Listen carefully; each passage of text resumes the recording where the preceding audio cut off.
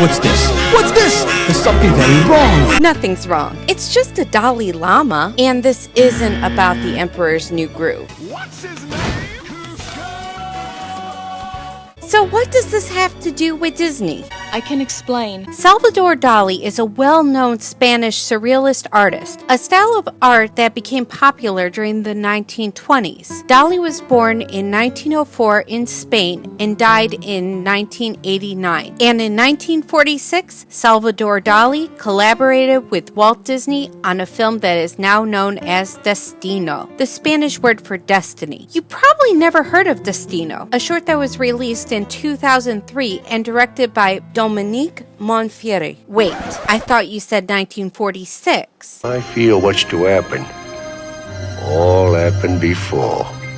In my original Three Caballeros review, I mentioned that the 1940s were a difficult time for the Walt Disney Company due to Disney opening up his studios to the United States military during World War II. The soldiers of the old home guard. Unfortunately, in 1946, when Disney was working with Dali, the project ended up being shelved after 8 months of production and 17 seconds of footage completed because audiences wanted more feature films. Now, it seems weird that a surrealist artist would team with a man who is known for Snow White and Pinocchio to create a short film. Actually, this wasn't Salvador Dali's first foray into film. He wrote the surrealist film Un Chien Andalou, in English, The Andalusian Dog, in 1929, a year after Walt Disney introduced Mickey Mouse. And Dali even worked with Alfred Hitchcock years later.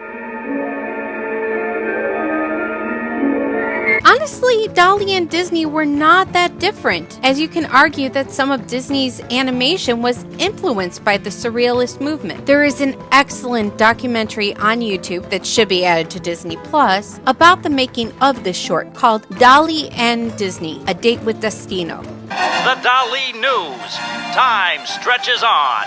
Despite the short being finished in 2003, Salvador Dali's original storyboards that were the basic script for Destino and his writings were used as the framework, so Dali's original vision came to fruition. While I'm not fond of surrealism as an art style, there's so much that is intriguing with Destino that it kept my interest, despite not fully understanding what was happening. Since it's surrealism, certain things are open to interpretation. The description, which is a spoiler of the story, so beware, states that it's the tragic love story of Kronos, the personification of time, and a mortal woman as they seek each other out across surreal landscapes so often used in the paintings of Salvador Dali. The art, movement, and visuals are stunning. I love seeing the hand-drawn animation, but the added computer animation gives the landscapes a real texture and a 3D feel. The 17 seconds from 1946 are well used,